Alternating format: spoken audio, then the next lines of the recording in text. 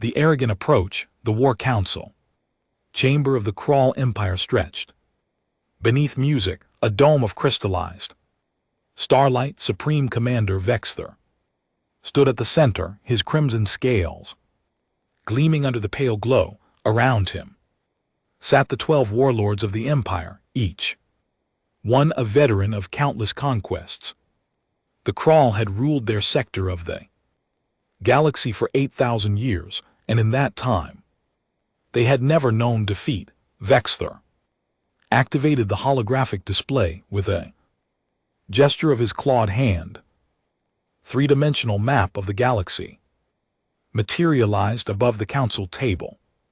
Rotating slowly, a small cluster of stars at the edge of known space pulsed.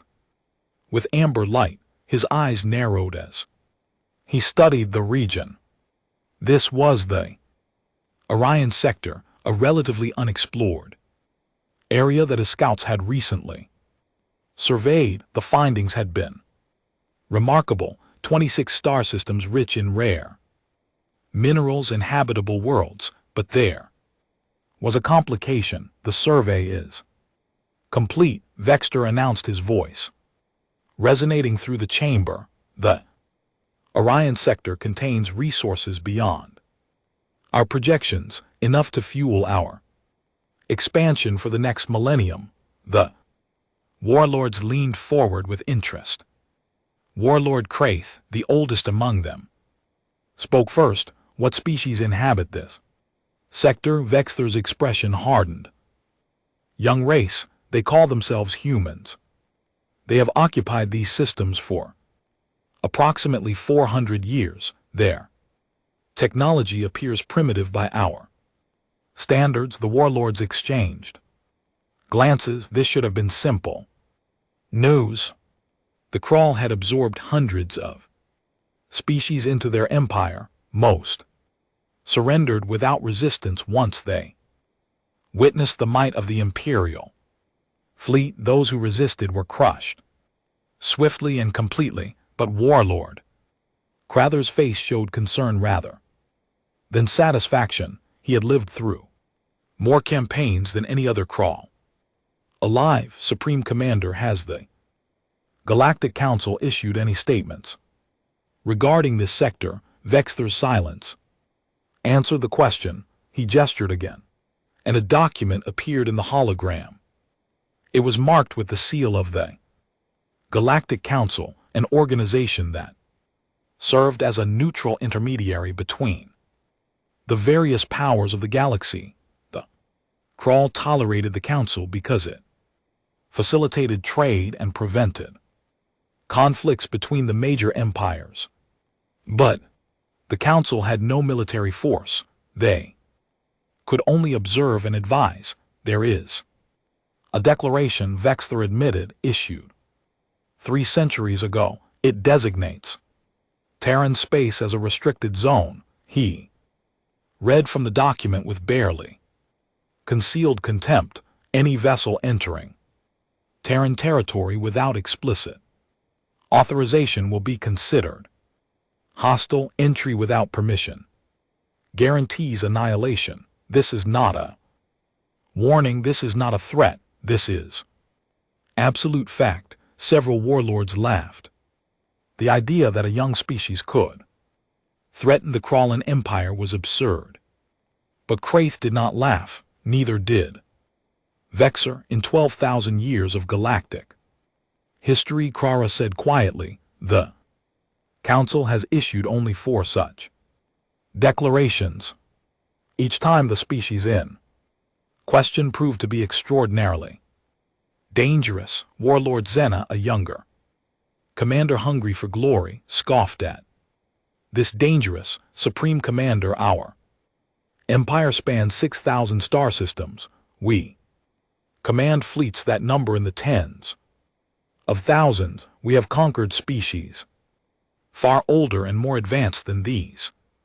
Humans, what could they possibly possess that would threaten us? Vexthor had asked himself the same question. He had spent weeks reviewing every piece of intelligence available on the humans.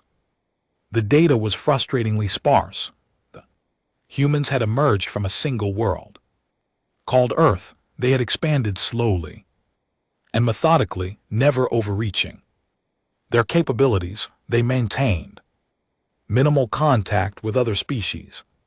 They participated in no alliances, no trade. Federations, no political unions.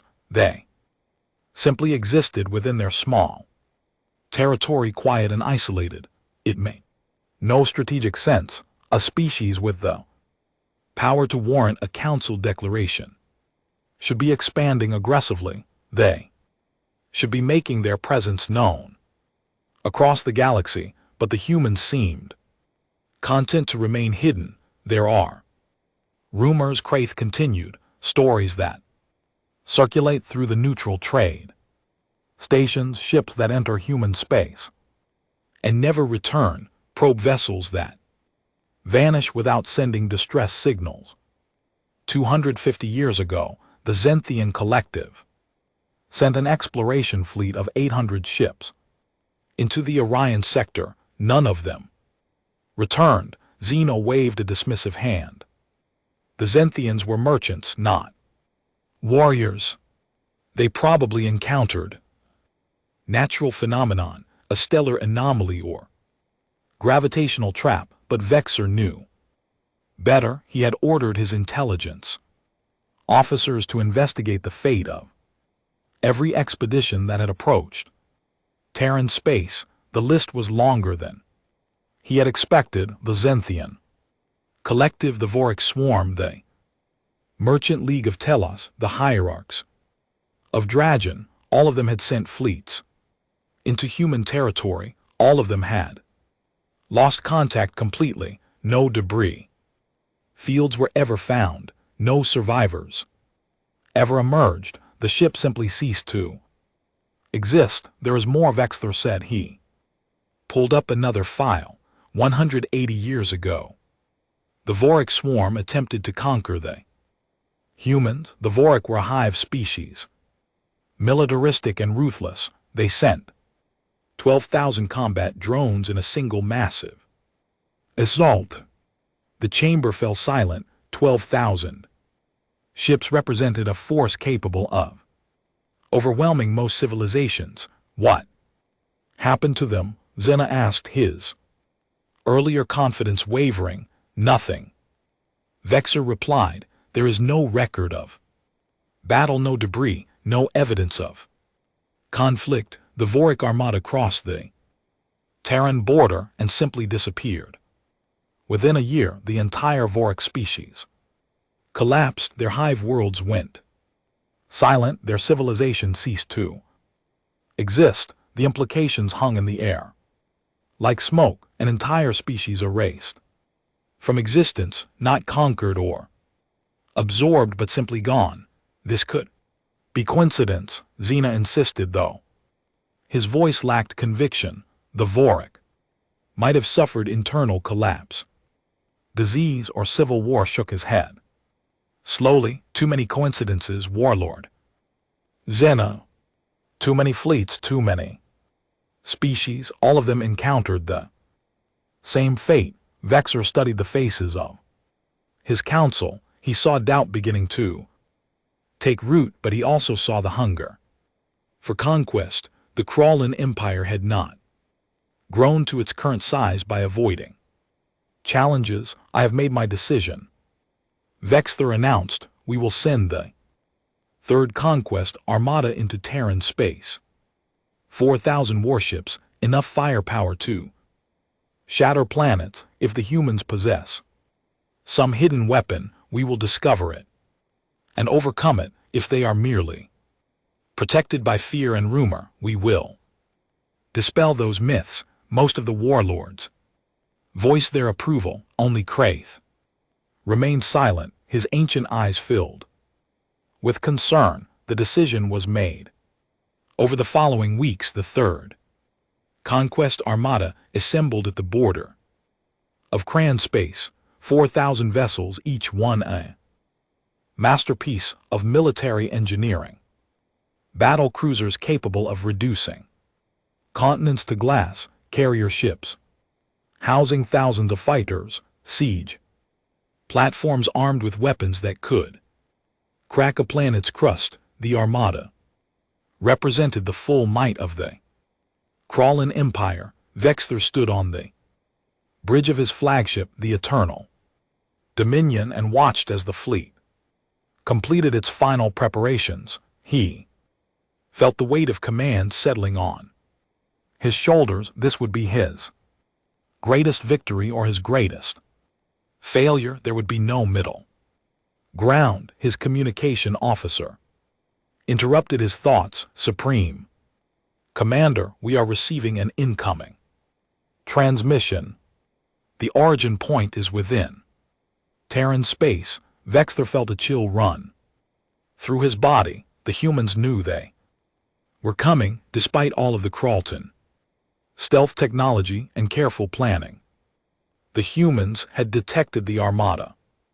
Display it, he commanded. The main view screen flickered and changed. Human appeared before him. She was small, by Carlton standards, barely reaching 6 ft in height. Her skin was a deep brown, and her dark eyes were calm and steady. She wore a simple uniform without decoration or rank insignia. My name is Dr. Amara Chin, she said. Her voice was quiet but carried clearly through the bridge. I am a diplomatic representative of the Terran Confederacy. I am contacting you because our detection systems have identified your fleet massing at our border. Detection systems. Vexthor's jaw tightened. Kral fleet was using the most advanced stealth technology in the galaxy. No species should have been able to detect them from this distance. I am not here to negotiate, Dr. Chin continued. I am not here to make threats. I am here to provide you with information so that you may make an informed choice. She paused, and her expression became grave. 250 years ago, the Zenthian Collective entered our territory with 800 ships. They did not return. 180 years ago, the Vorik Swarm sent 12,000 combat drones. They did not return. 90 years ago, the Hierarchs of Drad sent 2,000 vessels.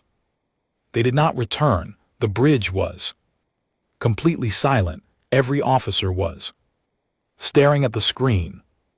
Dr. Chen's voice remained steady and calm, as though she were reciting historical facts rather than delivering a warning. In each case, we warned them. We asked them to turn back. We explained that entry into Terran space without permission would result in their destruction. In each case, they did not listen. We are warning you now, Supreme Commander Vexthor. He started at the sound of his own name. The humans knew who he was. They had identified him specifically. Turn your fleet around, Dr. Chin said. Do not cross our border with hostile intent. If you do, every ship in your Armada will be destroyed. Every member of your crew will die. This is not a threat. This is not propaganda. This is simply what will happen. Vexthor felt anger rising in his chest. The audacity of this small human speaking to the Supreme Commander of the Kral Empire as though he were a disobedient child. You dare to threaten us, he growled. The Kral Empire has stood for 8,000 years. We have conquered 6,000 star systems. And you think your warnings will frighten us? Dr. Chen's expression did not change. We are not trying to frighten you, Supreme Commander. We are trying to save your lives. We do not seek war. We do not desire conquest. We simply wish to exist within our own territory in peace, but our borders are not negotiable. If you cross them with hostile intent, you will face consequences that you cannot comprehend. Vexthor leaned toward the screen. We shall See about that, human. Prepare your defenses. The Crawl Empire is coming. Dr. Chen's eyes showed something that might have been sadness. Very well, I have done what I came to do. I have given you the truth. What you do with it is your decision. She looked directly into the camera with an expression of deep sorrow. Supreme Commander, I hope you have said goodbye to those you love. You will not see them again. Before Vexter could respond, she spoke one final time. Her voice was soft, almost gentle. We do not make threats, Commander. We make promises, and we always keep our promises. The transmission ended. The view screen returned to showing the stars ahead. Bridge remained silent for a long moment. Finally, Warlord Zena spoke. The arrogance of these creatures is beyond measure. They will learn their place soon enough. The other officers murmured agreement, but Vexter noticed that their voices lacked conviction. Human woman had spoken with absolute certainty, not the bluster of someone trying to intimidate, but the calm assurance of someone stating undeniable facts. Vexter pushed his doubts aside. He was the supreme commander of the Crawl Empire. He had led his people to victory for 3 centuries. He would not be deterred by the warnings of a species that occupied barely 24 star systems. All ships, he announced across the fleet-wide channel, prepare to advance. We cross the Terran border. 1 hour for the glory of the Empire. 4,000 ships responded as one. For the glory of the Empire, the Armada began to move forward.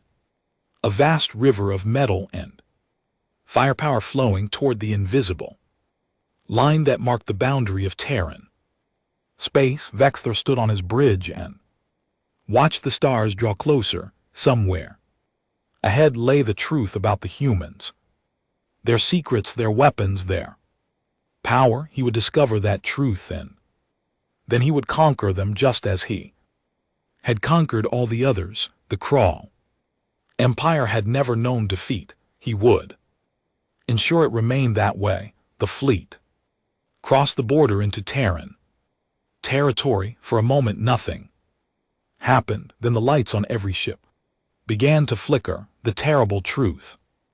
The flickering lasted only a heartbeat. But in that moment, Vexter felt something he had not experienced in centuries. True fear. The lights on the Eternal Dominion stabilized, but his communication officer was already shouting reports. Supreme Commander, we have lost contact with the outer perimeter ships. Sectors 7 through 12 are not responding. Vexter's claws dug into the armrest of his command chair. How many ships? The officer's voice trembled. Approximately 800 vessels. Sir, they were there one moment and then simply gone from our sensors. 800 ships vanished in an instant. No explosions, no distress signals, no debris, just empty space where moments before had been some of the most powerful warships in the galaxy. Scan for wreckage. Vexter, forcing his voice to remain steady. There must be some trace. Science officers worked frantically at their stations. Minutes passed in tense silence. When the report came, it made no sense. Sir, there is no debris, no radiation signatures, no heat signature. The ships have simply ceased to exist. Warlord Zena stood from his station, his scales pale with shock.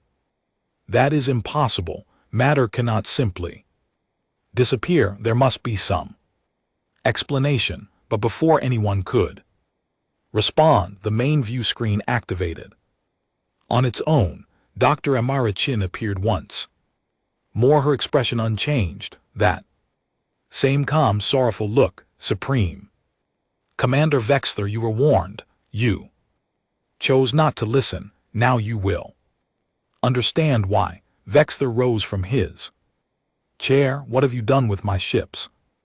Where are they? Dr. Chin's eyes held infinite patience, like a teacher explaining a simple concept to a struggling student. They are elsewhere, Commander. We moved them outside this dimension so that we might speak with you without distraction. They are unharmed for now. The words made no sense. Moving ships outside of dimensions was theoretical physics, the realm of academic speculation, not practical military technology. You are lying, Vexter snarled. No species possesses such capability. Dr. Chin tilted her head slightly. Supreme Commander, your ship's computers contain records of every species that has entered our territory uninvited. I suggest you review those records, particularly the final messages they left behind. The transmission ended. Before Vexter could respond, he turned to his intelligence officer. Accessed the historical database. Find any messages from the species that disappeared in Terran space. The officer's hands moved across the controls. Within moments, files began to appear on the secondary screens. Audio recordings, video logs, final transmissions from ships that had ventured into human territory. Vexter selected the first one at random. It was from a Zethian merchant captain, recorded 247 years ago. The Zenthian's face filled the screen, their insectoid features twisted in terror. This is Captain Zix of the trade vessel Golden Horizon. We entered the human sector 3 days ago, seeking new markets. We were warned to turn back, but we did not believe. We thought they were primitive, weak, afraid of competition. The Zenthians' voice broke. We were wrong, so terribly wrong. They showed us what they could do. They took our escort ships and moved them across space without touching them. They disassembled our weapons at the molecular level while we watched. They are not like other species. They are something else, something beyond our understanding. The recording grew unstable, filled with static. Through the interference, the Zenthians' final words were barely audible. If anyone receives this message, heed our warning. Do not enter Terran space. Do not challenge them. They gave us chances to leave. We did not take them. Now we will pay the price. May our death serve as a lesson to others. The transmission ended. Vexter stood motionless, staring at the blank screen. He opened another file. This one was from a Voric hive. Commander, recorded 179 years ago. The Voric were insected warriors bred for combat and capable of feeling fear. Yet the creature on the screen was shaking. This is Hive Commander Rex. 12,000 combat units entered human territory. We came to conquer and expand the Voric domain. The humans detected us the moment we crossed their border. They sent a single ship to meet us. One ship against 12,000. The Voric commander compound eyes gleamed with something that looked like madness. We fired every weapon we had: plasma cannons, kinetic missiles, anti-atter warheads. Everything. The human ship did not dodge. It did not shield. It simply absorbed every attack as though we were throwing pebbles at a mountain. The commander's voice dropped to a whisper. Then they showed us what they could do. They reached into our ships with invisible hands and turned off our power course. All 12,000 vessels. Simultaneously, we floated helpless in the void while they spoke to us. Vexter leaned closer to the screen. What did They say, he whispered, though the recording could not hear him. The Vorik commander continued as though answering his question. They said we had one chance, one opportunity to turn back and never return. We chose pride over wisdom. We chose glory over survival. When we refused, they did not destroy us quickly. They wanted us to understand. They took our ships apart piece by piece, showing us technology we cannot comprehend. We are all going to die. Here, every unit, every drone, every member of the hive. The recording ended with the Vorik's final words echoing the silence. They are not warriors. They are not conquerors. They are gardeners. And we are weeds they have decided to remove. Vexter accessed a third file, then a fourth, then a fifth. Each one told the same story. Species entering Terran space with confidence and arrogance, only to encounter something beyond their comprehension. Each one given warnings, given chances to retreat, each one choosing to continue. Each one destroyed. His communication officer interrupted his dark thoughts. Supreme Commander, we are detecting something ahead, a field of debris. Vexter looked up. Show me. The view screen changed to display the sensor readings. Ahead of them, scattered across millions of kilometers, was wreckage, thousands of ships broken and torn, floating in the eternal dark. As the crawl fleet drew closer, Vexter could see the designs: Vorik combat drones, Xinthian merchant vessel, ships from a dozen different civilizations, all reduced to scrap metal and frozen corpses. There, his science officer said, pointing to the display in the center of the debris field, a beacon. The beacon was ancient, its hull pitted and scarred by centuries of micrometeorite impacts, but it still functioned, broadcasting a message on multiple frequencies. Vexter ordered it played. A hologram materialized above the council table. It showed a creature unlike any Vexter had seen before, tall and slender, with multiple limbs and eyes that glowed with bioluminescence. I am Archive Keeper Talman of the Hierarchs of Dragon, the creature said. Its voice was melodious, almost hypnotic. I record this message as the last surviving member of our invasion fleet. 2,000 ships entered Terran space 91 years ago. We came seeking to expand our domain and claim the resources of human worlds. We were the greatest civilization of our era. Our technology was unmatched. Our military had never known defeat. The Archive Keeper eyes dimmed. We were children playing with toys, pretending to be powerful. The humans showed us true power. They did not meet us with fleets or weapons. They simply spoke to us and explained what would happen if we continued. We laughed at their warnings. We thought their small territory and quiet existence meant weakness. A long pause filled the recording. When the Archive Keeper spoke again, his voice was hollow. They gave us 3 days to turn back, 3 days to choose wisdom over pride. We spent those 3 days planning our attack, certain of victory. On the 4th day, they kept their promise. The hologram showed images of destruction, ships torn apart not by weapons but by something else. Vexter watched as Draven vessels simply came apart, their molecular bonds severed, their atoms scattered across space. They have technology we cannot understand. The Archive Keeper continued. They manipulate space and time as easily as we manipulate matter. They can reach across dimensions, across the fabric of reality itself. They showed us the debris of other fleets, other civilizations that made the same mistake.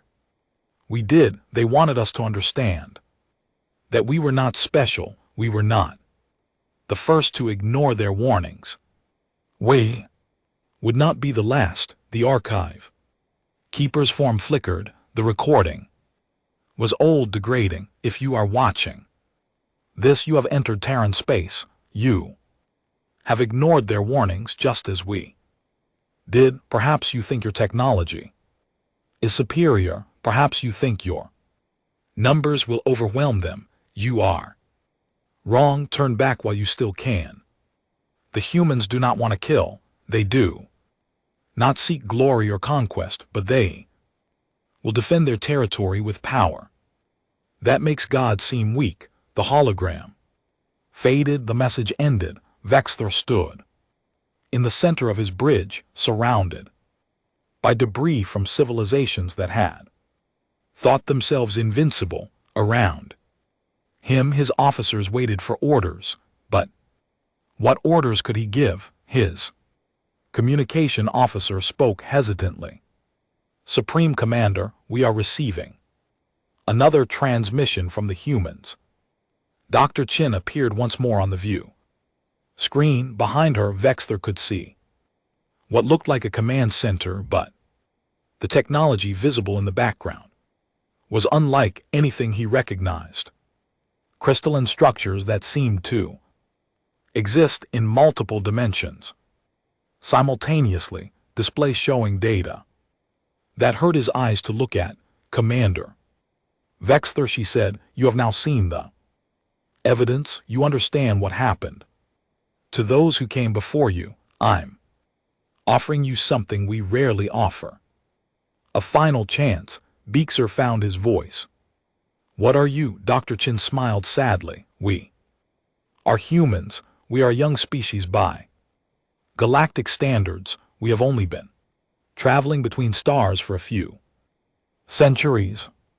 But we had a long time to prepare before we left our world. We faced extinction more times than we can count. Climate change, nuclear war, asteroid impact, disease, resource depletion. Each time we survived, each time we grew stronger. She gestured to the technology behind her. We learned that survival requires more than weapons. It requires understanding reality at its deepest levels. We studied physics not to build better ships, but to comprehend the universe itself. What we discovered changed everything. We learned to manipulate dimensions, to fold space, to alter the fundamental constants of reality within controlled areas. Vexthor felt cold spreading through his body. You are saying you can change the laws of physics? Dr. Chin nodded. Within our territory, yes. The moment your ships crossed our border, they entered a region of space where we control reality itself. We could destroy you instantly.